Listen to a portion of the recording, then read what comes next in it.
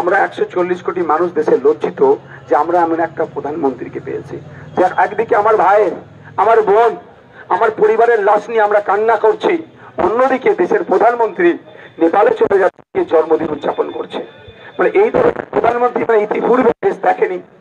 140 কোটি মানুষকে প্রধানমন্ত্রী অপমান করছে, এই অপমানের জবাব মানুষকেই দিতে হবে। আর কি করছে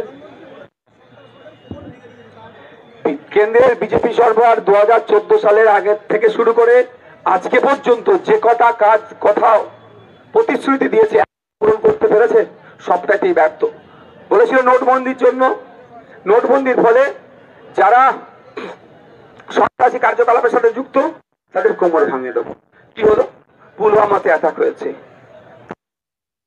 একাধিক উড়িতে অ্যাটাক হয়েছে, বিভিন্ন জায়গাতে বিভিন্ন ক্ষেত্রে, সরি আপনার তালগাঁওতে হয়েছে, আপনার দিল্লিতে হয়েছে, এই ধরনের ঘটনা বেড়েই চলেছে। তো এই সন্ত্রাসীদের কোমর ভাঙবে এই কথা শুনে, সন্ত্রাসবাদ মুক্ত হবে এই কথা শুনে 700-র উপরে নাগরিক কিন্তু আমরা দেশের তাদের জীবন চলে গেছিল শুধু এই টাকা চেঞ্জ করার জন্য। আজকে ব্যর্থ তাকে নিতে হবে, পালিয়ে বেড়ালে হবে না, এই তদন্ত করতে হবে, তদন্ত করে উন্মোচন করতে হবে।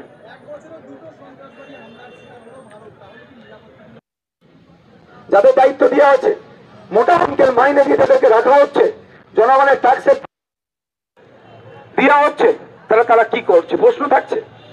সেন্ট্রাল আইবি থেকে শুরু করে, র থেকে শুরু করে বিভিন্ন যে এজেন্সি আছে, এনআইএ থেকে শুরু করে, তাদের কার্যকলাপ নিয়ে প্রশ্ন উঠে যাবে। আমি সেগুলোকে প্রশ্ন তুলবো না। আমি চাই এই জঙ্গি কার্যকলাপ বন্ধ হোক। আর কারো কোন কোশ্চেন?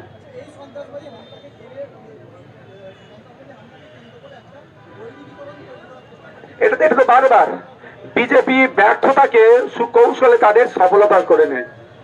বিজেপির অন্যায়কে সুকৌশলে মিডিয়ার একটা অংশকে কাজে লাগিয়ে তারা তাদের এটা সফলতা হিসাবে দেখায়।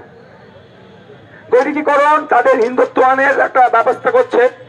ফেলিওর হয়েছে ইন্টেলিজেন্স, ফেলিওর হয়েছে গোয়েন্দা বিভাগ, সন্ত্রাসবাদ হামলাকে আটকাতে পারেনি। এখন ওই ব্যর্থতা ঢাকা দেওয়ার জন্য হিন্দু মুসলমানের খেলা খেলতে শুরু করে দিয়েছে। ওই ব্যর্থতাকে ঢাকা দেওয়ার জন্য তারা তাদের মতো ভাবে এটাকে ইউজ করছে। তবে আমি একটা কথা বলবো, দেশের মানুষকে ঐক্যবদ্ধ হতে হবে। যে কোনো ধরনের সন্ত্রাসবাদের বিরুদ্ধে দেশের মানুষকে ঐক্যবদ্ধ হয়ে লড়াই করতে হবে। বিজেপির সমস্ত ফেলিওরে কংগ্রেসকে টেনে আনা হয়, আরো একজন সেটাই করলেন। কি বলবেন? দেখুন, পশ্চিমবঙ্গ রাজ্যে কিছু হলে উদাহরণ কি দেওয়া হয়, 34 বছরকে দেয়। আর বিজেপি তৃণমূল কংগ্রেস ফেলিওর হচ্ছে, 34 বছরের গল্প শোনাচ্ছে। ঠিক কেন্দ্রের বিজেপি ফেল হলে 70 বছরের কংগ্রেসের গল্প শোনায়। এরা তৃণমূলের গল্প শোনায় 34 বছর, সিপিএম এর গল্প শোনায় 34 বছরের, আর ওরা কংগ্রেসের 70 বছরের গল্প শোনায়।